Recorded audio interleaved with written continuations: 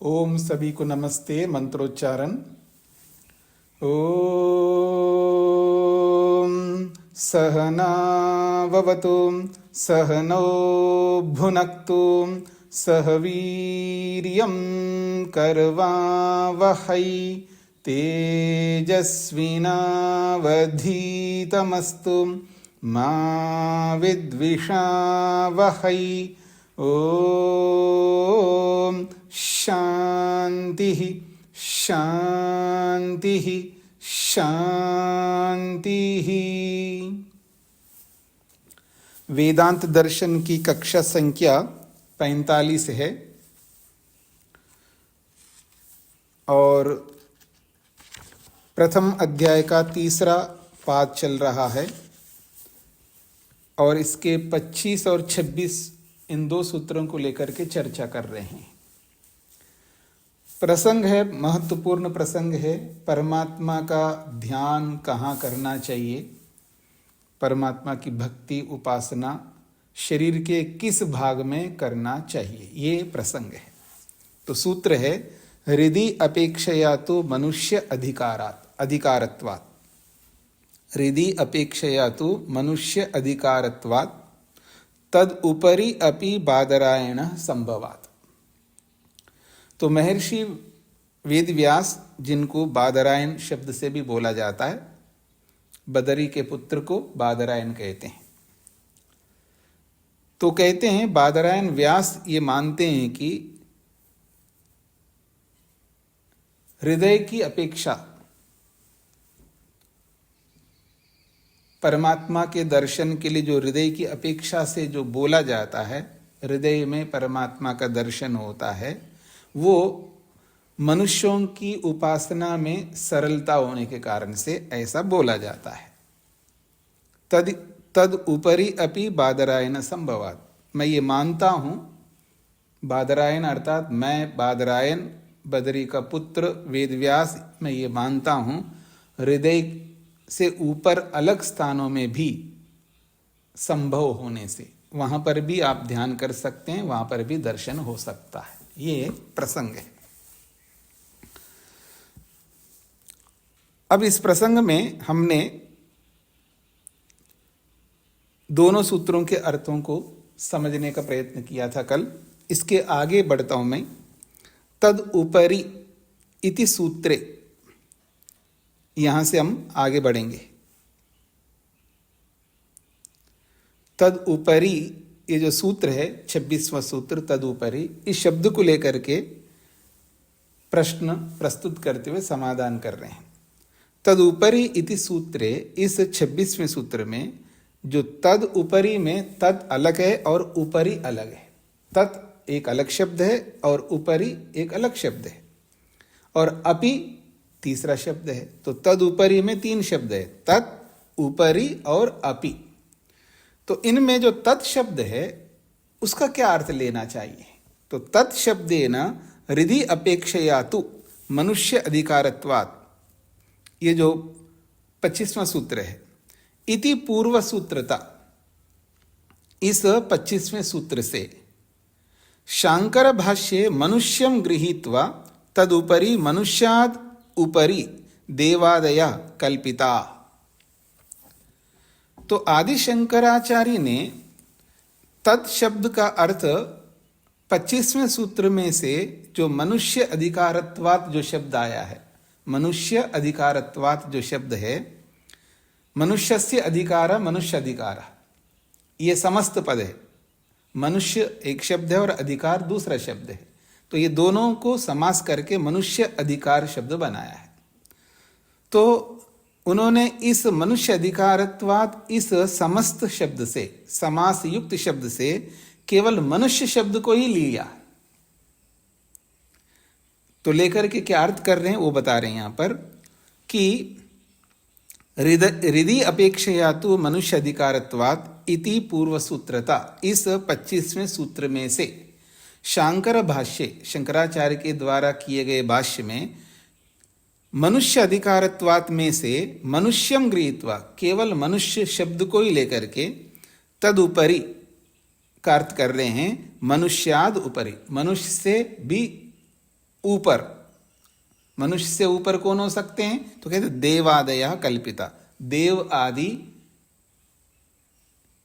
आदि से वो जो लेते हैं उनकी कल्पना की है। देव है, ऋषि है, महर्षि है, ऐसे उन लोगों की कल्पना उन्होंने की है। तेषां मनुष्यानाम उपरिष्टात्, तेषां मनुष्यानाम उपरिष्टात्, क्योंकि तेषां वो जो देव ऋषि महर्षि जो है उनका मनुष्यानाम उपरिष्टात्, मनुष्यों से भी वो ऊपर है, अर्थात मनुष्यों से भी वो श्रेष्ठ है। ये देवादया जो कि देवादि हैं, तान अपि अधिकरोति शास्त्रम, उनको भी ये शास्त्र यहाँ पर लेता है। अर्थात मनुष्य से भी ऊपर जो देव होते हैं, ऋषि होते हैं, महर्षि होते हैं, उन सबको यहाँ पर यह सूत्र ग्रहण करता है। शास्त्रम का मतलब है ये सूत्र उन सबको भी यहाँ ग्रहण करता है, ऐसा शंकराचार्य ने भाष्य किया है। ये बात स्पष्ट हो गई जी आपको? तो तदुपरि जो सूत्र है, 26वां सूत्र का प्रारंभिक शब्द है तदुपरि का मतलब किसके ऊपर? तो उन्होंने लिखा है मनुष्यों के ऊपर। तो मनुष्यों के ऊपर कौन होते हैं? देव होते हैं, ऋषि होते हैं, महर्षि होते हैं, वो मनुष्य से ऊपर होते हैं, श्रेष्ठ होते हैं इसलिए, और उनको भी इस सूत्र में ग्रहण करके वो अर्थ कर रहे हैं, ऐसा शंकराचार्य ने भाष्य किया है। अब उसके आगे कह रहे हैं सा एषा शांकर भाष्य कल्पना न सम्यक। तो शंकराचार्य ने ऐसी जो कल्पना की है वो ठीक नहीं है। क्यों ठीक नहीं है? ये तो ही क्योंकि मनुष्य अधिकारत्वात् इति तु समस्तम पदम, मनुष्य अधिकारात ये जो पद है ये समास किया हुआ पद है। अगर मनुष्य अलग, अधिकार अलग होता तो केवल मनुष्य को आप ले सकते हैं, लेकिन दोनों शब्दों को एक बनाया है तो ये समास युक्त पद है। तो समास युक्त पद में एक ही शब्द माना जाता है, समास में वो एक शब्द माना जाता है। तो उस समास युक्त एक शब्द में से आधा ग्रहण आप नहीं कर सकते। अलग अलग होते तो आप ले सकते, एक शब्द को ले सकते, अलग अलग है तो कितने शब्दों को ले सकते, लेकिन जो अलग अलग शब्दों को एक शब्द बनाया है तो उस एक शब्द में से आधा काट करके आप ऐसा नहीं ले सकते। ये भाष्यकार कहना चाहते हैं, और ये बात आपको और ज़्यादा स्पष्ट होगा जब व्याकरण के अनुसार आप देखेंगे, क्योंकि व्याकरण के एक नियम होता है, उस नियम के आधार पर ये बता रहे हैं।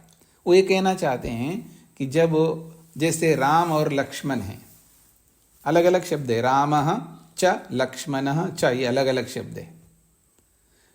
अब इन दोनों को एक शब्द बना दिया तो राम लक्ष्मणो ऐसा बन गया। अब ये एक शब्द माना जाएगा।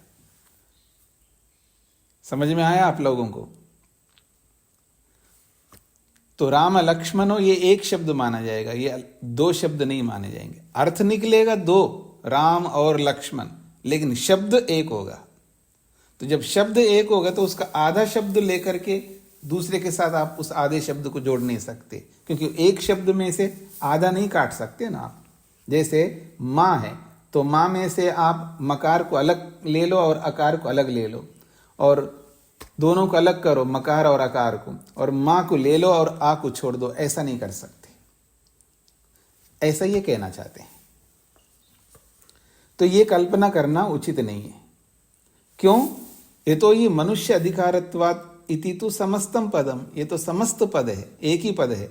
न च समस्तात् पदात् अनुवृत्ति राकृष्यते, और उस समस्त पद में से थोड़ा सा लेकर के आप अनुवृत्ति के रूप में आगे नहीं ले जा सकते। अपिचा, और एक बात है, हृदि इति पृथक सप्तम्यंतम पदम अस्ति। सूत्र में ये जो हृदि है ना, हृदि अपेक्षया तो मनुष्य अधिकारत्वात्, यहाँ हृदि जो है ये सप्तमी विभक्ति वाला पद है, क्योंकि यह संधि के कारण से हृदयपेक्षया लिखा हुआ है। संधि को अलग करके आप उसका, क्योंकि वो संधि है, केवल जोड़ है, वहां पर जोड़ आप जोड़ करके भी रख सकते हैं, अलग भी रख सकते हैं। अगर जोड़ करके रखा है तो उसमें से आप हृदय को हटा करके ले सकते हो। ऐसे यहां मनुष्य अधिकारत्वाद में जोड़ करके नहीं रखा, वो समास करके एक शब्द बनाया गया है। समास होता ही अनेक शब्दों को एक शब्द बनाने के लिए। उसके बहुत सारे नियम हैं, क्योंकि अनेक शब्द होंगे तो अनेक शब्दों के अलग अलग विभक्तियां होंगी उसमें, फिर उनके शब्द के लिंग अलग अलग होते हैं, ऐसे बहुत सारे नियम होते हैं। तो बहुत सारे नियम जहां लागू होते हों उसको सरल करने के लिए एक शब्द बनाते हैं, उसी को समास कहते हैं। तो जब एक शब्द बनाते हैं तो फिर उसका लिंग भी एक हो जाता है और विभक्ति भी एक हो जाता है। ऐसे बहुत सारे लाभ होते हैं एक शब्द बनाने के। तो अब यहाँ जो बात कही जा रही है कि ये जो रिधि शब्द है ये अलग शब्द है, अपेक्षया से अलग शब्द है, और वो पृथक है, और वो सप्तमी वाला पद है। क्योंकि रिधि जो है, रिध मूल शब्द है, रिध हलंत वाला, और सप्तमी में रिधि बनता है। जैसे जगत है ना, जगत ये हलंत है, तकार अंत में है, वह अकार नहीं है जगत में। और जब सप्तमी विभक्ति बनेगी वो जगत का जगति ऐसा बनेगा। और जैसे भवत है, भवत, तो सप्तमी विभक्ति वाला बनेगा तो भवती बनेगा ऐसा। तकारांत जो शब्द होगा वो सप्तमी विभक्ति में, जैसे जगत है तो जगति बनता है, ऐसे रित है तो रिधि बनता है, इस तरह का। तो रिधि इति पृथक सप्तम्यंतम पदम अस्ति तस्यैव अनुवृत्त्या भवितव्यम। उस सप्तम्यंत रिधि शब्द अलग है, उसी की अनुवृत्ति यहां पर होनी चाहिए। रिधि शब्द की अनुवृत्ति होनी चाहिए, ना कि मनुष्य की अनुवृत्ति होगी। तो रिधि की अनुवृत्ति आएगा तो रिधि का मतलब हृदय में दर्शन होता है, तो तद ऊपरी अपि का मतलब उस हृदय से अलग भी हो सकता है, ऐसा अर्थ निकलता है। तो इसलिए रिधि की अनुवृत्ति लाना चाहिए, ना कि मनुष्य की अनुवृत्ति ला सकते हैं, ये कहना चाह रहे हैं। तस्यैव अनुवृत्त्या भवितव्यम, उस रिधि शब्द का ही अनुवृत्ति होना चाहिए। तदेवं हृदयाद उपरि अपि इत्यर्थ युक्ति। तभी तदेवं, अगर रिधि को लाएंगे तब एवं इस प्रकार से अर्थ निकलेगा, हृदयाद उपरि अपि ऐसा अर्थ निकल के आएगा। हृदयाद उपरि का मतलब हृदय से अलग स्थान में, पर हृदय से अलग स्थान में भी परमात्मा का दर्शन हो सकता है। इति अर्थ युक्ति, ऐसा अर्थ करना युक्ति पूर्वक बनता है। यहां तक समझ में आ गए जी सभी को? आगे बढ़ता हूं। तथा पूर्व सूत्रे परमात्मनो अल्पश्रुति ही हृदय स्थानिका मनुष्याधिकारत्वात्। तथा पूर्व सूत्रे, इससे पहले वाला जो सूत्र है, परमात्मना, परमात्मा का अल्पश्रुति, छोटे स्थान में रहने की श्रुति बताई गई इससे पहले वाले सूत्रों में। हृदय स्थानिका, और वो हृदय में रहता है, वो अल्पस्थान कहाँ है, वो हृदय में रहता है, ऐसा हृदय स्थान वाला बताया है। ऐसा क्यों बताया गया है हृदय स्थान वाला? तो मनुष्य अधिकारत्वात्, मनुष्य को वहां पर सरलता होने के कारण से। तत्र तो मनुष्य अधिकारत्वम परमात्मनो अल्पश्रुते, इसलिए वहां मनुष्य का अधिकार को ध्यान में रख करके परमात्मा का अल्पश्रुति वहां पर आया है, छोटे स्थान में रहने वाला आया है। कारणम उक्तम, ऐसा कारण वहां पर बताया है। पुनश्च स अल्पश्रुति देवादिषु अपि संक्रमते चेत, यदि वो अल्पश्रुति जो है, छोटे स्थान में रहने वाला जो कथन किया है, वो अल्पश्रुति देवादिषु अपि संक्रमते, देव, ऋषि, महर्षि उनमें भी लागू कर सकते हैं यदि ऐसा माने तो। तदा पूर्व सूत्रे तस्य कारणत्व प्रदर्शनम मनुष्य अधिकारत्वम निरर्थकमेव। अब यहां आपको समझना है, यदि मनुष्य अधिकार को लेकर के परमात्मा का छोटा स्थान बताना और हृदय स्थान बताना, ये कारण समझ में आता है। फिर उसी अल्पश्रुति को लेकर के यहां पर मनुष्य से भी बढ़कर देवादि को भी वहां ग्रहण करोगे तो मनुष्य अधिकार बोलना तो व्यर्थ हो जाएगा। वहां पर मनुष्य के अधिकार को ध्यान में रख करके अल्पश्रुति का कथन किया है शास्त्रों में। फिर आप वहां मनुष्य से बढ़कर देवों को भी ग्रहण करोगे तो फिर मनुष्य का अधिकार होने से यह कहना व्यर्थ हो जाएगा ना। ये कहना चाह रहे हैं। ये बात समझ में आ रही थी सबको? अल्पश्रुति क्यों? अर्थात परमात्मा छोटे स्थान में रहता है, और वो छोटा स्थान कौन है? हृदय है।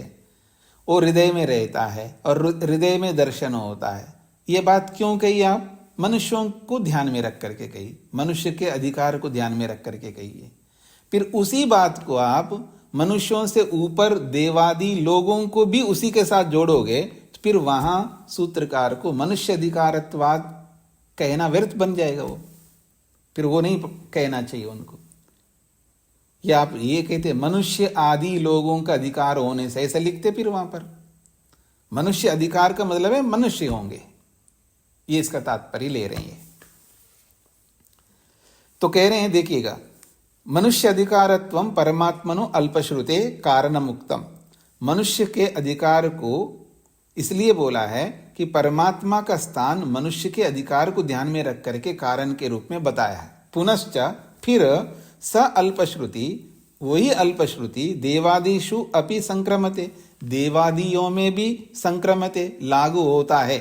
चेत यदि, तदा ऐसी स्थिति में पूर्व सूत्रे तस्या कारणत्व प्रदर्शनम, पूर्व सूत्र में अर्थात 25वें सूत्र में उसका जो कारणत्व का जो प्रदर्शन किया है, कौन सा कारण? मनुष्य अधिकारत्वम। ये तो मनुष्य अधिकारत्वम वाला जो कारण के रूप में जो दिखाया है वो निरर्थकमेव जातम, फिर वो निरर्थक बन जाएगा। तस्मात् इयं विचार सरणी न युक्ता, इस प्रकार का जो विचार आदि शंकराचार्य ने जो किया है वो उचित नहीं है, ऐसा ये कहना चाह रहे हैं। एक बात, अपरम इदम आश्चर्यम, एक और दोष दिखा रहे। अपरम का मतलब है एक और, इदम, अपरम इदम, एक यह भी है, वो भी कैसा है? आश्चर्यम, बड़े आश्चर्यजनक है वो। यद कि देवता अधिकरणम तो सूत्र अवतरणम दत्तम, देवता अधिकरण को लेकर के सूत्र के अवतरणिका में दिया उन्होंने। पहले मैंने आपको प्रारंभ में बोला था, वेदांत दर्शन जब प्रारंभ हुआ था तो आदि शंकराचार्य ने एक एक सूत्र के ऊपर अधिकरण लिखा है। अधिकरण, अधिकरण का मतलब है ये सूत्र किसको लेकर के बोलता है। याद आ रहा है आपको? भूमिका में बताया था। जैसे ब्रह्माधिकरण, ये ब्रह्म विषयक है ये प्रसंग, ठीक है ना। ये जीवाधिकरणम, ये जीव के लिए है, यानी जिसका विषय सूत्रों में बताया जाएगा उसका एक अधिकरण बनाया, अर्थात शीर्षक। अधिकरण का मतलब है शीर्षक। आप शीर्षक बना रहे हो, किसका शीर्षक बना रहे हो? देवता अधिकरणम, देवता का अधिकरण, ऐसा आपने बनाया।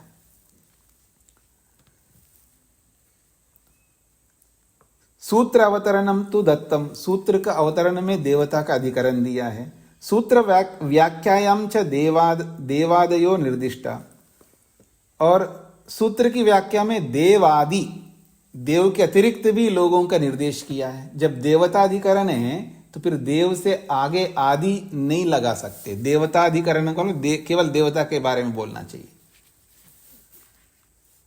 जिसका अधिकरण बनाते हो, अर्थात जिसका शीर्षक बनाते हो, उस शीर्षक में जो है उसी को लेकर के आपको व्याख्या करना चाहिए। उससे अतिरिक्त व्याख्या आप नहीं कर सकते हो, क्योंकि आपने अधिकरण ही, विषय ही ऐसा बनाया, ये कहना चाह रहे। फिर देखिएगा, अपरम इदम आश्चर्यम यद, दूसरा ये बहुत बड़ा आश्चर्यजनक ये है, देवता अधिकरणम तो सूत्रावतरणम दत्तम, देवता का अधिकरण तो सूत्र की भूमिका में आपने बताया। और सूत्र व्याख्यायाम, सूत्र की व्याख्या में देवादयो निर्दिष्टा, देव आदि लोगों का भी निर्देश किया है। केचते देवादया, फिर वो देवादि लोग कौन है? जब देवता अधिकरण बताए तो केवल देवता को बताना है, और आदया से बाकी लोगों को ले रहे हो, फिर वो कौन है वो बाकी लोग? तो कहते हैं देवा, एक तो देव तो है ही है, फिर आदि से क्या लोगे? ऋषयः, ऋषि लोगों को ले सकते हैं, योगिनः, योगियों को ले सकते हैं, महर्षियों को ले सकते हैं, ये आदि शब्द से लेंगे। तो ऋषयो अपि मंत्रद्रष्टारो मनुष्य एव भवन्ति, अगर आप ऐसा देखते हैं तो वो ऋषि भी तो कौन है? मंत्रद्रष्टा ही तो हैं वो, और वो मनुष्य ही तो होते हैं, मनुष्य से भिन्न थोड़े होंगे। तदुक्तम ही यास्केन, और यास्क ने निरुक्तकार ऋषि ये बोला ही है, ऋषि दर्शनात्। ऋषि दर्शनात् ये निरुक्ति का वचन है। ऋषि किसको कहते हैं जी? ऋषि का मतलब क्या है? दर्शनात्, जो दर्शन करता है वो ऋषि होता है। ऋषि दर्शनात्, ये ऋषि की परिभाषा की है उन्होंने। निरुक्तकार महर्षि यास्क ने ऋषि किसे कहते हैं?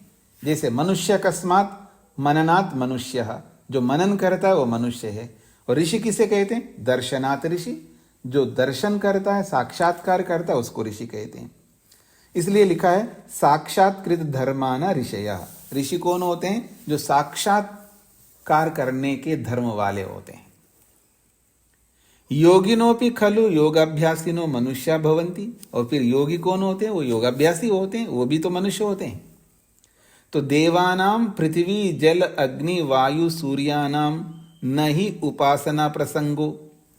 अगर आप देव से कुछ और ले लें तो वो कौन हो सकते हैं?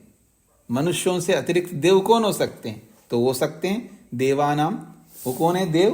पृथ्वी हो सकती है, जल हो सकता है, अग्नि वायु ये सब, सूर्य आदि ये सब देव हो सकते हैं। पर न ही उपासना प्रसंगा, उनकी उपासना का प्रसंग हो नहीं सकता, क्योंकि वो सब जड़ हैं। जड़ देवों को लोगे तो वो उपासना नहीं कर सकते। न च प्रयोजनम तेषाम, ना कि उनको लेना यहाँ कोई प्रयोजन है। क्यों? जड़त्वात्, वो जड़ हैं। तस्मात् अयुक्तम शांकर भाष्यम, इसलिए शंकराचार्य ने जो भाष्य किया है वो अयुक्त है, ऐसा यहाँ कहना चाहते हैं। सभी को स्पष्ट हो रहा है जी? किसी कोई प्रश्न है?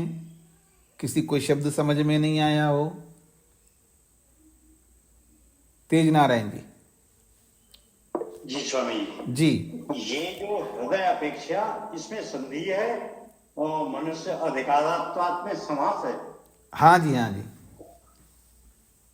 धन्यवाद। रिधि अपेक्षया में तो संधि है। रिधि और अपेक्षा, इकार और अकार मिलकर के जो है यकार बन जाता है, हृदयपेक्षा बनता है, ये संधि है।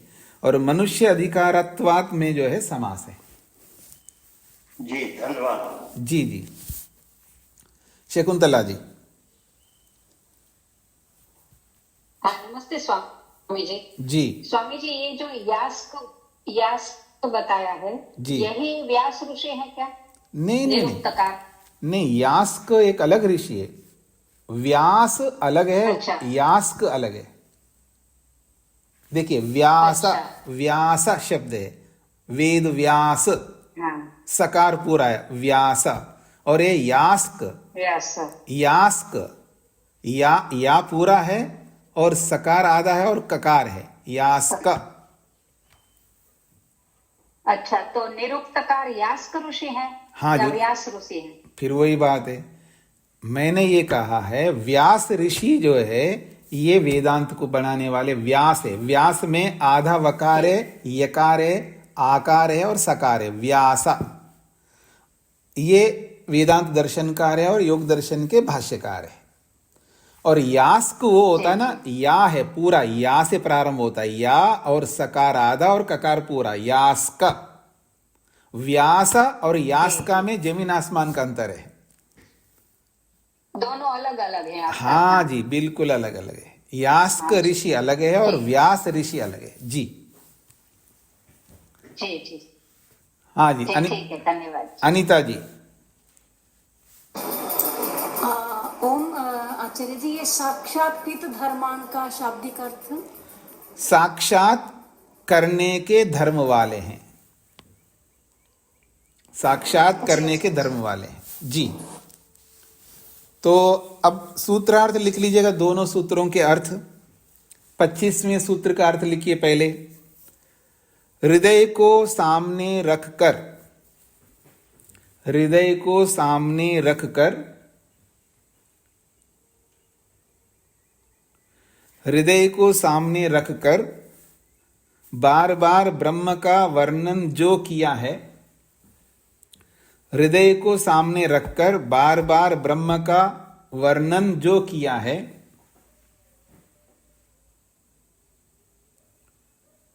हृदय को सामने रखकर बार बार ब्रह्म का वर्णन जो किया है, ब्रह्म का वर्णन जो किया है वह मनुष्य के द्वारा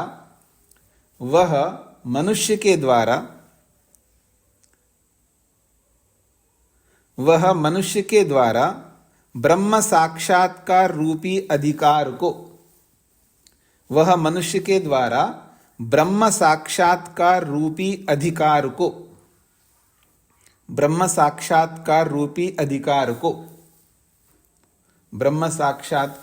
अधिकार को ध्यान में रखकर किया गया है। ध्यान में रखकर किया गया है। हृदय को सामने रखकर बार बार ब्रह्म का वर्णन जो किया गया है वह मनुष्य के द्वारा ब्रह्म साक्षात्कार रूपी अधिकार को ध्यान में रखकर किया गया है। ठीक हो गया जी। अब 26 का अर्थ। 26 सूत्र का अर्थ है, ऐसा भी नहीं है कि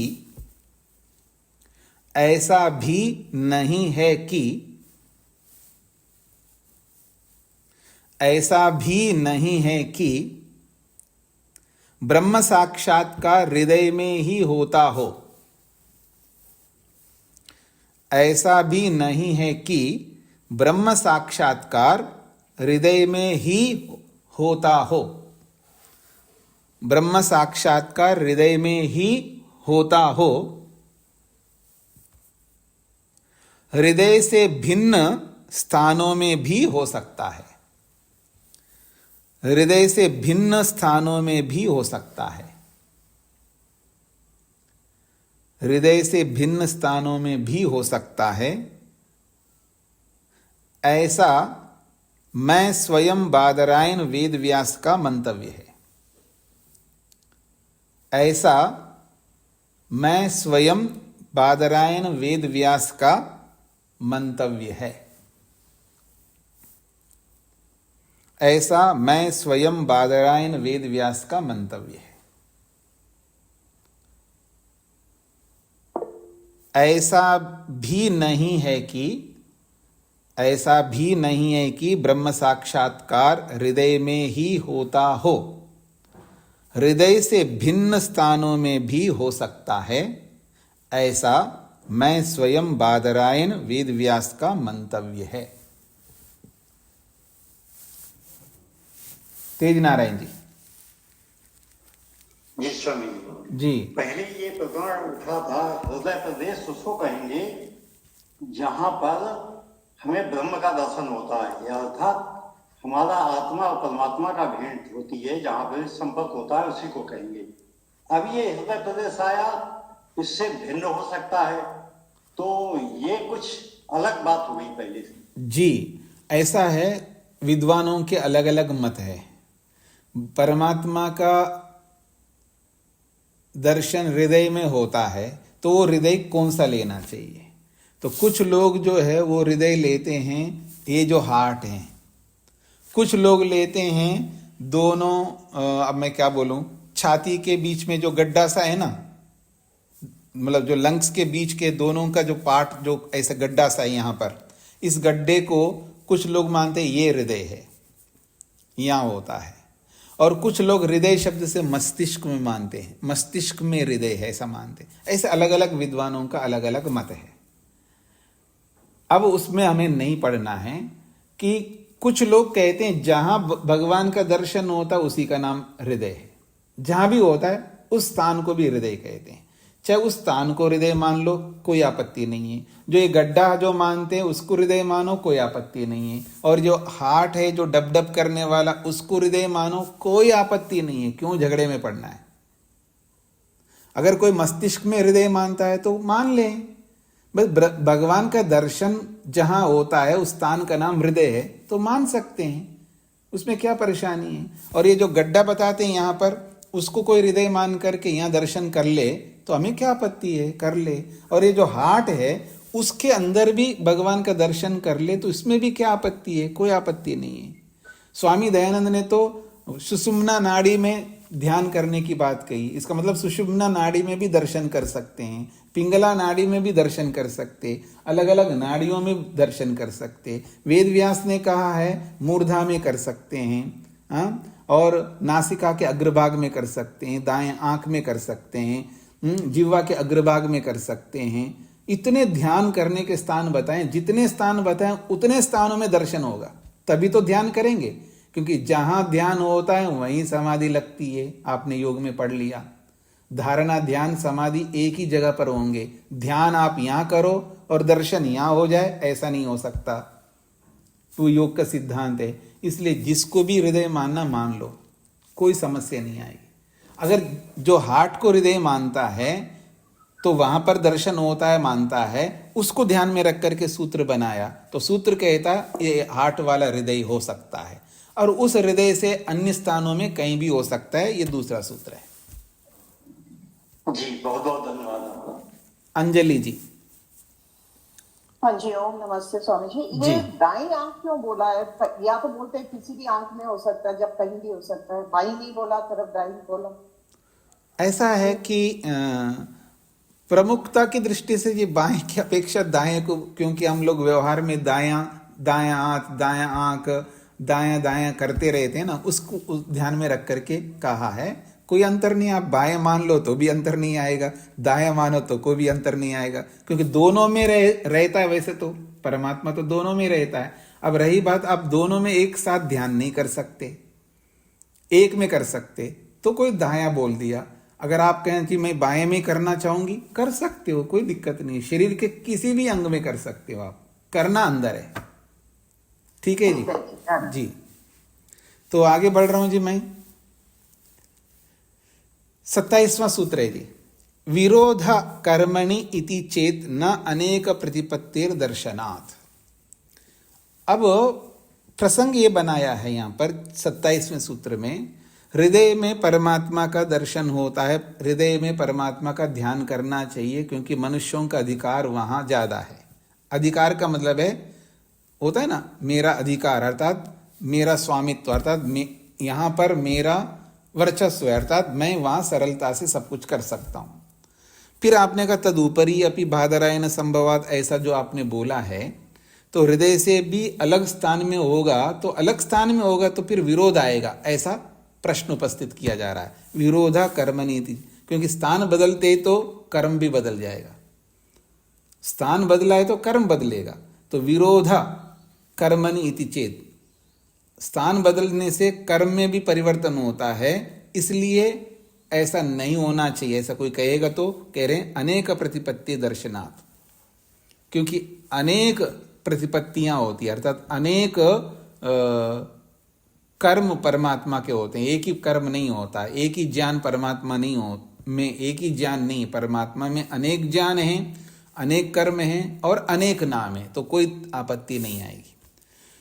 कर्मणि विरोध इति चेत हृदयाद अन्यत्र अपि यदि उपासनम क्रियेता, हृदय से अलग स्थान में यदि उपासना कर ले तो तदा तब कर्मणि अर्थात ब्रह्म चिंतन कर्मणि, ब्रह्म के चिंतन करने रूपी कर्म में, किंवा अथवा परमात्मा स्वरूप उपासना कर्मणि, परमात्मा के स्वरूप को लेकर के जो उपासना रूपी जो कर्म है, देखिए उपासना कर्मणि, उपासना भी बोल रहे हैं उसको, कर्म भी बोल रहे हैं, क्योंकि उपासना के लिए वो कर्म है, इसलिए उपासना कर्म है वो। तो कह रहे हैं कर्मणि अर्थात ब्रह्म चिंतन कर्मणि, ब्रह्म का जो चिंतन रूपी जो कर्म किया जाता है। देखिएगा, जो हम ज्ञान कर्म उपासना बोलते हैं ना, ज्ञान तो आपको पता ही है, कर्म का मतलब है कर्म। कर्म 3 प्रकार से हो सकते हैं, शरीर से, वाणी से और मन से। तो ये जितना भी हम ध्यान करते हैं मन से, वो सारे का सारा कर्म है, वो उपासना नहीं है, याद रखना। जो भी हम ध्यान करते हैं, चाहे 1 घंटा करते हैं, 2 घंटे करते हैं, या जितने भी घंटे करते हैं, जो भी उपासना के नाम से हम जो भी ध्यान करते हैं, वो सारा का सारा कर्म है, और पवित्र कर्म है, अच्छा कर्म है, उपासना नहीं है। फिर उपासना क्या होता है? उस ध्यान के बाद जब समाधि लगती है ना, वो समाधि उपासना है, क्योंकि समाधि में कर्म नहीं करना होता है, याद रखना। समाधि में कर्म नहीं होता, कर्म कहां तक चलता है? ध्यान तक चलता है। ध्यान होते ही समाधि है, और वो समाधि में क्या करते हैं, कर्म नहीं करते हैं, बस निहारते रहते हैं, बस कर्म छोड़ देते हैं। ओम आप ऐसे हो, आप ये हो, जो भी ये ध्यान का स्वरूप है वो सब बंद हो जाता है, बंद सा हो जाता है, बस इतना है। और केवल प्रत्यक्ष दर्शन मुख्य हो जाता है वहां पर, वहां उपासना होती है।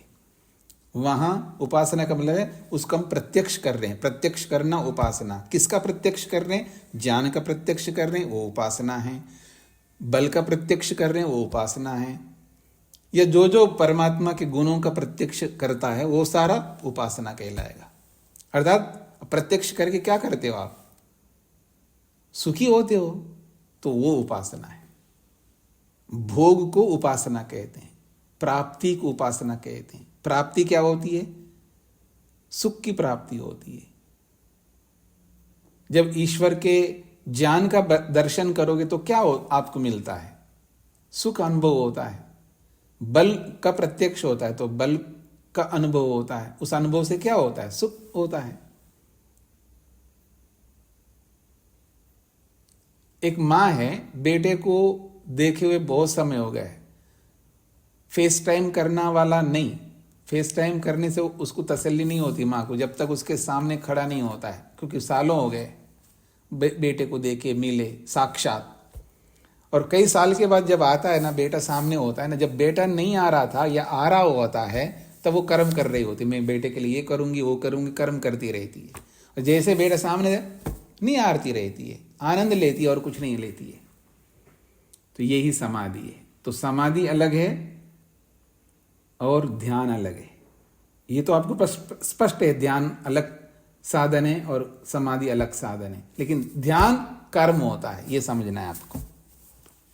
तो कहते हैं ब्रह्म चिंतन कर्म ने, ब्रह्म का जो चिंतन रूपी जो ध्यान हो रहा है उस कर्म में, अथवा यूं भी कह सकते हैं परमात्मा स्वरूप उपासना कर्म ने, परमात्मा के स्वरूप को वहां चिंतन रूपी जो कर्म कर रहे हैं उस कर्म में विरोधा प्रसज्जेता, विरोध आने लगेगा। क्यों, ये तो ही क्योंकि देश भेदात उपासना भेदा प्रसक्ष्यते, देश भेद से उपासना में भी भेद आएगा, ऐसा प्रश्नकर्ता कह रहा है।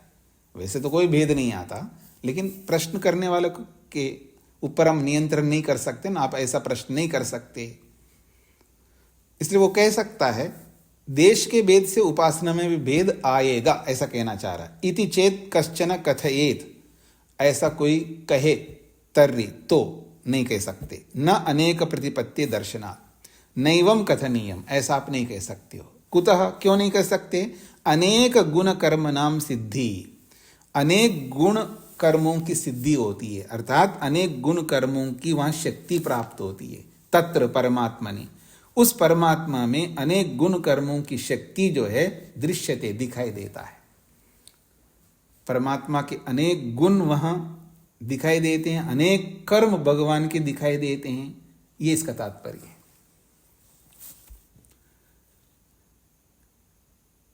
किनको दिखाई देते हैं, ज्ञानी भी, ध्यानी भी, ज्ञानियों को, तत्वज्ञानियों को, ध्यान करने वाले लोगों को वहां पर दिखाई देते हैं। ऐसा शास्त्रीय शुचा, शास्त्रों में भी ऐसा कहा है और ज्ञानी लोगों ने भी कहा है और ध्यानियों ने भी कहा। तो ज्ञानी, ध्यानी और शास्त्र, इन सब में ऐसा ही बताया गया है। जैसे कि एक उदाहरण दे रहे हैं, परा अस्य शक्ति विविधा एव श्रूयते स्वाभाविकी ज्ञान बल क्रिया च, ये श्वेताश्वतर उपनिषद का बहुत महत्वपूर्ण प्रमाण है। अस्य परमात्मना, इस परमात्मा की जो शक्ति है वो परा, बहुत उत्कृष्ट है, एक्सट्रीम है। परा का मतलब है अत्यधिक है।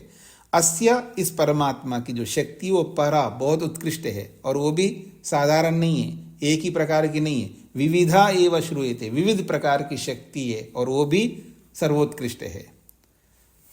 श्रूयते, ऐसा ही सुना जाता है शास्त्रों में। फिर स्वाभाविकी ज्ञान बल क्रिया, और उसकी जितनी भी शक्तियां हैं, चाहे वो ज्ञान के रूप में देखो, बल के रूप में देखो, और उनके कर्मों के रूप में देखो, स्वाभाविकी, वो स्वाभाविक है, नेचुरल है उसके अंदर। आज है भगवान में ये ज्ञान, कल नहीं होगा, ऐसा नहीं है। आज उसके अंदर इतनी शक्ति है और कल नहीं होगी ये शक्ति, ऐसा नहीं है। और उसकी जो भी कितनी भी क्रियाएं हैं वो सब स्वाभाविक है, परमात्मा का प्रत्येक कर्म स्वाभाविक है। हाँ, ये याद रखना। इधर देखिए मेरी ओर से, ये विशेष जानना है आपको। परमात्मा जितने भी कर्म करते हैं उनके सारे कर्म स्वभाव है, वो बदलते नहीं है। हर सृष्टि में वो ही सही कर्म करता है परमात्मा। बोर हो जाता होगा? नहीं होता है, क्योंकि उसकी हर क्रिया परिपूर्ण होती है ना। हम बोर इसलिए होते हैं, हमारी क्रिया परिपूर्ण नहीं होती, इसलिए हम बदलते रहते उस क्रिया को। अरे कल ऐसा किया था, आज उससे बढ़िया करूंगा, उसके बाद फिर बढ़िया करूंगा। हम बदलते रहते हैं क्योंकि हम अपूर्ण हैं। परमात्मा परिपूर्ण है, वो क्यों बदलेगा? इसलिए उसकी क्रियाएं भी स्वाभाविक है, उसका ज्ञान भी स्वाभाविक है, उसकी शक्तियां भी स्वाभाविक है, उसका सब कुछ स्वाभाविक है। उसके नाम, उसका ज्ञान, उसके कर्म सब स्वाभाविक है। ये कहा गया यहाँ पर, बहुत बड़ी बात है। अच्छा, और एक बात है, यथा गुणा तथा नाम। जैसे परमात्मा गुण है वैसे उसके नाम है।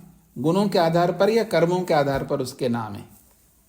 जैसे भू पुनातु शिरसी, कहीं तो उसको भू बना दिया, हे भू स्वरूप परमात्मा, शिरसी मेरे सिर को, पुनातु पवित्र करो, भुव पुनातु नेत्रयो, हे भुव स्वरूप परमात्मा मेरी आंखों को आप पवित्र करो, स्वः पुनातु कंठे, हे आनंद स्वरूप परमात्मा, स्व स्वरूप परमात्मा मेरे कंठ को आप पवित्र करो, महापुनाद हृदय, महान स्वरूप परमात्मा मेरे हृदय को पवित्र करो।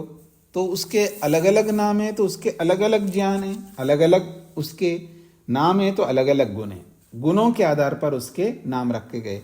जैसे भू बोला है तो प्राण प्रदाता, इसलिए भू बोला है। भुव बोला है तो दुख विनाशक है, इसलिए भुव बोला है।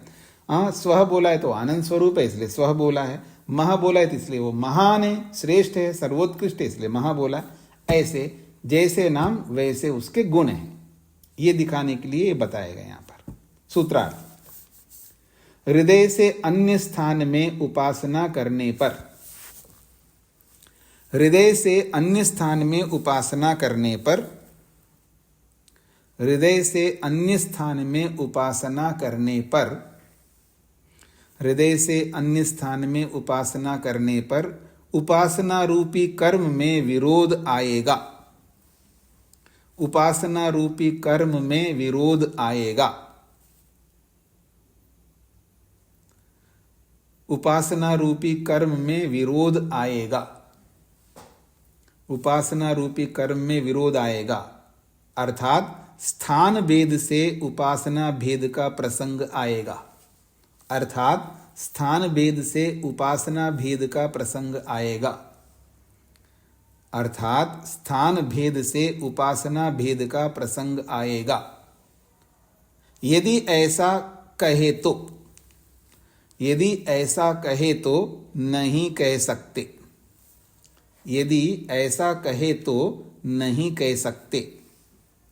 यदि ऐसा कहे तो नहीं कह सकते, क्योंकि ब्रह्म के अनेक गुण व शक्तियों के क्योंकि ब्रह्म के अनेक गुण व शक्तियों को देखा जाने से, क्योंकि ब्रह्म के अनेक गुण व शक्तियों को देखा जाने से, क्योंकि ब्रह्म के अनेक गुण व शक्तियों को देखा जाने से कोई विरोध नहीं आएगा। क्योंकि ब्रह्म के अनेक गुण व शक्तियों को देखा जाने से कोई विरोध नहीं आएगा। क्योंकि ब्रह्म के अनेक गुण व शक्तियों को देखा जाने से कोई विरोध नहीं आएगा। हृदय से अन्य स्थान में उपासना करने पर उपासना रूपी कर्म में विरोध आएगा, अर्थात स्थान भेद से उपासना भेद का प्रसंग आएगा। यदि ऐसा कहे तो नहीं कह सकते, क्योंकि ब्रह्म के अनेक गुण व शक्तियों को देखा जाने से कोई विरोध नहीं आएगा। शोभा जी को क्या कहना है? नमस्ते स्वामी जी। जी स्वामी जी, आपने कहा कि गुण और कर्म का दर्शन होता है, तो गुण और कर्म आकार कैसे दर्शन अनुभव होता है कि दर्शन कैसे? नहीं, दर्शन का अर्थ क्या समझते हैं आप? दर्शन का मतलब बताना। कोई देखना, हाँ जी, अनुभव करना या देखना, मैं वही पूछ रही हूँ। नहीं पहले आपको बताया ना, क्योंकि आपको प्रश्न क्यों उत्पन्न हुआ है ये जाने बिना मैं उत्तर नहीं दे सकता ना। मतलब मैं तो देख समझ रही हूँ, दर्शन कर। देखना, उस देखने का मीनिंग बताइए, थोड़ा खोलिए, एक्सप्लेन करिए, देखना का मतलब क्या होता है। जैसे हमने किसी का आकार देखा, रूप देखा, हमें सामने दिखाई दिया कि वो है। हाँ, और खोलना होगा आपको, मैं खोल देता हूं, आप क्या कहना है। देखने का मतलब आप समझते हैं आंखों से देखना, यही है ना, तो सीधा यही बताना चाहिए आपको। तो देखने का मतलब आंखों से देखना भी होता है, देखना आंखों से भी होता है, देखना जीभ से भी होता है, देखना त्वचा से भी होता है, देखना कानों से भी होता है, देखना सभी इंद्रियों से ही देखा जाता है। लेकिन लोक में मोटे रूप में देखने का मतलब वो आंखों से मानते हैं, आंखों से भी देखना होता है, बाकी इंद्रियों से भी देखना होता है। तो जैसे इंद्रियों से देखना होता है ऐसे मन से भी देखना होता है, और ऐसे ही आत्मा से भी देखना होता है। ये सब देखना बराबर है। अब समस्या क्या है, सब देखना बराबर है, समझ में क्यों नहीं आता है? इसलिए नहीं आता है क्योंकि जो देखा जा रहा है ना उसको आप पकड़ते नहीं। आपका मतलब कोई भी आंख से जब देखता है तो आंख से क्या देखता है? आंख से रूप को देखता है। ये आदमी नहीं पकड़ पा रहा है, क्योंकि आंख रूप को ही दिखा सकता है, इसलिए आंख से रूप को देखता है। आंख से रस को देख नहीं सकता, क्योंकि रस में रूप नहीं है, वो रस है। रस गुण अलग है, रूप गुण अलग है। तो आंख से रूप गुण को देखता है, जिह्वा से रस गुण को देखता है। दोनों देखना बराबर है, दोनों देखना बराबर है। तो ऐसे सब देखना बराबर है। जो जैसा होता है उसको वैसा ही देखा जाता है, और वैसे साधन से ही देखा जाता है। कौन ऐसा अज्ञानी व्यक्ति है कि वो ये चाहता है जिसमें रूप नहीं उसको आंख से देखना क्यों चाहता है? क्योंकि आंखें रूप को दिखा सकती है और रूप उसमें नहीं है। रस में रूप थोड़ा है, रस तो रस होता है। नहीं, रस में भी रूप होता है जी, वो रस नहीं है, रूप अलग है वहां पर, रस अलग है, दोनों मिले हुए हैं वहां पर। रस रूप मिले हुए, रस रूप और गंध भी मिली हुई है। तो रस भी है उसमें, गंध भी है उसमें, और रूप भी है। तो वो तीनों को आंख से नहीं देख रहा है। जैसे मैं एप्पल को आंख से देख रहा हूं तो एप्पल में केवल रूप को देख रहा हूं आंख से, रस को नहीं देख रहा हूं आंख से। अगर आंख से रस को देख रहा हूं तो आम आपके सामने रखूंगा, रूप दिखाई देगा, रस बता सकते हो उसका आप? तो देख तो लिया आपने आम को, तो रस बताओ कैसा होता है उसका, खट्टा है मीठा है? आपने बोला मीठा है, और मैं चेकूंगा खट्टा मिलेगा तो आपको मैं फिर डांटूंगा। इसका मतलब आप आंख से केवल रूप को देख रहे हो आम के, उसके रस को देखना है तो चखना पड़ेगा, उसके गंध को देखना है तो आपको पास में नाक के पास लाना पड़ेगा। तो सबको अलग अलग साधनों से देखते हैं, और ऐसा ही जो वस्तु जैसी होती उसको उसी साधन से देखा जा सकता है। अब सुख है, उसको भी मैं देखता हूं, दुख को भी देखता हूं, और किससे देखता हूं? उसका साधन अलग है। जैसे मन है, मन से सुख को और दुख को देखता हूं, तो देखने के साधन अलग अलग है। अब परमात्मा को देखना है तो ये सारे साधन समाप्त हो जाते हैं, ये काम नहीं आते हैं। फिर परमात्मा को किससे देखता हूं? आत्मा से देखता हूं। क्या देखता हूं? उसके ज्ञान है तो ज्ञान को देखता हूं, उसके अंदर शक्ति है तो शक्ति को देखता हूं, उसके अंदर कर्म है तो कर्म को देखता हूं, आत्मा से देखता हूं। अब कुछ पकड़ में आया? हाँ, विज्ञान समझना पड़ता है, साइंस समझना पड़ता है, उसके बिना भगवान समझ में नहीं आएगा। ठीक है, अल्पना जी को क्या कहना है? नमस्ते स्वामी जी। जी स्वामी जी, जैसे यहाँ पर स्थान वेद से उपासना की बात की है जी, लेकिन जब हम ध्यान में बैठते हैं तो जिस स्थान पर लगाया वो तो एक बस प्रारंभिक होता है, उसके बाद तो वो स्थान रहता नहीं है, बल्कि विषय आ जाता है, तो वो विषय ही धारणा बन जाएगा, वही ध्यान हो जाएगा, फिर वही समाधि। देखिए विषय का मतलब, जैसे मान लीजिए आप सर्वरक्षक विषय है, ठीक है ना, तो सर्वरक्षक विषय को आप बना करके सर्वरक्षक के बारे में विचार कर रहे हैं, तो आपका मन कहाँ है? सर्वरक्षक में ईश्वर है। के रक्षकत्व में है। हाँ जी। तो ईश्वर तो सब जगह है, तो जहां आपने लगाया वहां पर भी तो है सर्वरक्षकत्व। जहां आपने हाँ मन जी। को टिकाया है वहां पर भी है ना। धारणा स्थल पर भी तो सर्वरक्षकत्व है ना। जैसे व्यापकत्व सब जगह है तो वहां पर भी है, ज्ञान सब जगह है तो वहां पर भी है, उसका सर्वरक्षकत्व सब जगह है, क्योंकि एक जगह थोड़ा रक्षा करता, परमात्मा सब जगह से रक्षा करता है, हर जगह से रक्षा करता है हमारे, इसलिए तो अनंत प्रकार से रक्षा करता है, तो वहां से भी रक्षा करता है। तो उसी स्थान में कर लीजिए ना। वहां से हटने का मतलब है आधार के बिना आधे ही नहीं रह सकता, याद रखना, आधार तो रखना पड़ेगा। तभी तो कह रहे हैं धारणा ध्यान समाधि त्रयम एकत्र संयमा, एक स्थान पर ही आपको धारणा, जहां धारणा वहीं ध्यान, जहां ध्यान धारणा वहीं समाधि। ये जो बोला जाता है ना, तो व्यक्ति उसको वियंगम रूप से विचार नहीं करता है ना, तो ऐसा बोल सकता है। और अगर उनसे प्रश्न करेंगे तो मेरा जैसे समाधान करेगा तो उसने वियंगम रूप से समझ रखा है, अगर नहीं करेगा फिर नहीं समझ रखा है, फिर वो तो बस मैं फिर उस जगह की जरूरत ही नहीं है, बस मैं परमात्मा ही मन को लगाए, परमात्मा में लगाए, सब व्यापक में लगाए, परमात्मा में मन को, व्यापक में तो लगा नहीं सकते मन को, एक देश में लगा सकते हो। जब एक देश में लगा सकते हो तो यहां एक देश में ही तो लगाए थे आपने। ये आपको स्पष्ट हो रहा है जी मेरे कथन? हाँ जी स्वामी जी, लेकिन वो विषय रह जाता है, ऐसा मुझे लगता है कि बस वो विषय का चिंतन फिर चलता है। ऐसा है, आपका कथन ठीक है, उसका ये तात्पर्य होता है स्थान गौण होता है, विषय मुख्य होता है, ये आप बोल सकते हो, लेकिन स्थान नहीं रहता है सर्वथा, ये नहीं बोल सकते। जैसे ध्यान तदेव अर्थमात्र निर्वासम स्वरूप शून्यम इव, ध्यान तो है, ध्यान नहीं जा सकता, अर्थात आप शब्द भी बोल रहे होते हैं, अर्थ भी सामने रख, शब्द अर्थ ज्ञान तीनों रहते हैं, लेकिन अर्थ मुख्य है, शब्द और ज्ञान गौण हो जाते हैं। तदेव अर्थमात्र निर्वास स्वरूप शून्यमिव समाधि, वो ध्यान ही समाधि के रूप में परिवर्तित होता है, लेकिन ध्यान स्वरूप से शून्य सा होता है, शून्य नहीं होता है, अर्थात ध्यान है कैसा है, गौण है, और समाधि मुख्य, अर्थात अर्थ मुख्य हो गया, शब्द और ज्ञान गौण हो गया, पर शब्द और ज्ञान नहीं समाप्त हो सकते, वो समाप्त होते तो समाधि भी समाप्त हो जाएगी। ध्यान हट गया, ध्यान चला गया तो समाधि भी चली जाएगी। मैं आपको दूसरा मोटा उदाहरण देता हूं।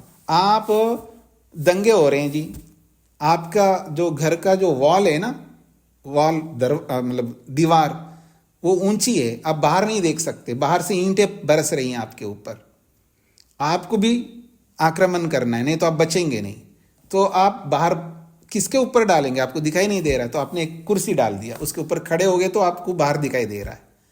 अब मारते जा रहे हो आप पत्थर, आप भी मारते जा रहे हो, आपका ध्यान कहाँ है जी, पत्थर मारने में, कुर्सी पर थोड़ा ध्यान रहेगा, लेकिन कुर्सी के बिना आप मार नहीं सकते। समझ में आ रहा है ना आपको? तो वो कुर्सी पे खड़ा रहे ना, मैं कुर्सी में खड़ा हूं, मैं कुर्सी में खड़ा होकर के मार रहा हूं, ये सोचने की जरूरत नहीं है। आपको स्पष्ट हो गया मैं कुर्सी पे ही खड़ा हूं, बस बार बार उसके बारे में सोचोगे नहीं। तो मुख्य रहेगा पत्थर मारना, ना कि मुख्य कुर्सी रहेगा, लेकिन कुर्सी पे ही हैं आप, तो ऐसे ही यहां समझना है। क्लियर? हाँ जी, इसका अर्थ हुआ वो धारणा रहती है, हम बस वो गौण हो जाती है। हाँ जी, हाँ जी, मुख्य ध्यान जी जी। हाँ जी। मधु जी को क्या कहना है? सादर नमस्ते स्वामी जी। जी स्वामी जी, मैं प्रश्न समझना चाहती हूँ प्रश्नकर्ता का, वो तो आपने बहुत अच्छा समझा दिया कि स्थान भेद से उपासना भेद का प्रसंग आएगा, ये मुझे स्थान भेद से उपासना का भेद कैसे होगा नहीं समझ आया मुझे। हाँ, नहीं ऐसा कोई भेद नहीं आएगा, लेकिन वो बोल रहा है ऐसा, क्योंकि स्थान बदल गया तो उसका गुण बदल गया, उसका कर्म बदल गया, ऐसा मान करके बोल रहा है। तो बदल गया तो बदलने दो, क्योंकि वो कर्म भी उसका है और उसका ज्ञान भी उसी का है तो भगवान का ही ज्ञान है ना। मैं आपको दूसरे ढंग से बोलता हूं, देखिएगा, मान लीजिएगा ये कागज है, ठीक है, इसमें बहुत सारे शब्द लिखे हुए, वो सब अलग अलग शब्द है, ठीक है। अगर जिस शब्द में आपने ध्यान लगाया, जिस शब्द की जगह यहां पर लगाया आपने ध्यान, तो यहां से आपने यहां लेके गए तो ये शब्द तो बदल गया, तो दूसरा शब्द आया, तो कर्म भी बदल गया, स्थान भी बदल गया, ज्ञान भी बदल गया, तो उपासना में भेद आएगा, ऐसा मान करके बोल रहा है। तो हम कह रहे हैं ये सारे शब्द भगवान के हैं, तो इस शब्द पे ध्यान करो या इस शब्द पे ध्यान करो, कोई फर्क नहीं पड़ेगा, क्योंकि सब वो उसी के हैं, कर्म सारे उसी के हैं, ज्ञान उसी के हैं, नाम उसी के हैं। तो स्थान बदलने से कोई भेद नहीं आएगा, समाधि आपकी लगेगी, ये इसका तात्पर्य है। एक और शंका है, शंका भी क्या मतलब मन में एक प्रश्न उठता है कि ये शंकर के को लेकर क्यों चल रहे हैं, अपनी बात स्पष्ट रूप से स्वतः कह सकते थे, तो मुझे बार बार वो कंफ्यूजन होता है। शंकर ऐसा कंफ्यूजन नहीं होना है। तो स्वामी दयानंद ने अपनी बात लिखते हैं ना, दूसरे की बात क्यों कही उन्होंने? कह सकते हैं ना, आदमी स्वतंत्र है। हम कहने वाले के ऊपर प्रतिबंध, वक्ता के ऊपर हम प्रतिबंध नहीं लगा सकते, प्रतिबंध हम अपने ऊपर लगा सकते हैं।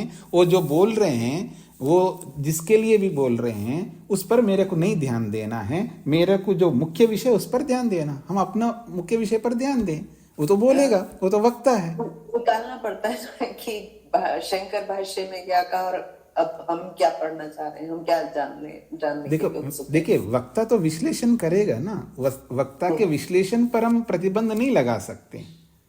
हम अपने ऊपर, अपने पांव पर जूता लगा सकते हैं, सब जगह हम कालीन नहीं बिछा सकते हैं। तो ऐसे ही वक्ता तो जब देखो जी स्वतंत्र हैं, तो स्वतंत्र व्यक्ति पर आप ऐसा कोई बार बार लिखते हैं, आप कंफ्यूज हो जाते हैं। हमको कंफ्यूज नहीं होना, आपको समझना है, हमको मुख्य विषय पर रहना है। वो लिख रहे हैं, अब उसको हम नजरअंदाज नहीं कर सकते।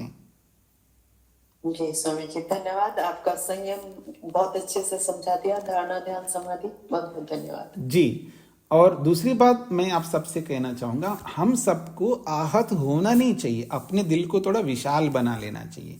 दूसरा गलत कह रहा है तो भी सुनना चाहिए, और सही कह रहा तो भी सुनना चाहिए। अगर ऐसा हम नहीं सुनेंगे तो मीठा मीठा गड़ब कड़वा कड़वा तू, फिर हम लोगों के अंदर सहन शक्ति नहीं बनेगी, धैर्य नहीं बनेगा। धैर्य तभी बनता है जब प्रतिकूलताएं आती हैं। प्रतिकूलताओं का सामना करके ही हम आगे बढ़ सकते हैं। अगर प्रतिकूलताओं को हटा करके आपके अनुकूल बना जाएंगे तो आपने मेहनत क्या किया कैसे पता लगेगा। इसलिए जीवन में प्रतिकूलताएं जितनी अधिक आएंगी ना, उतना ही हमारे लाभकारी है, ये मान करके चलिएगा। तो अन्यथा मत समझ लीजिएगा, मैं ये नहीं कहना चाह रहा हूं, नहीं आपको नहीं कह रहा हूं, सबके लिए कह रहा हूं कि ब्रह्ममुनि जी ने सही लिखा है, मैं उनकी पुष्टि करना नहीं चाह रहा हूं। वो स्वतंत्र है लिखने वाले, उस पर हमको ज्यादा ध्यान नहीं देना, हमको मुख्य विषय पर ध्यान देना।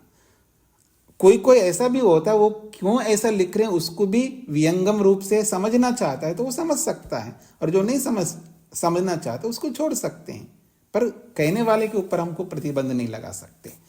ओम शांति शांति शांति ही।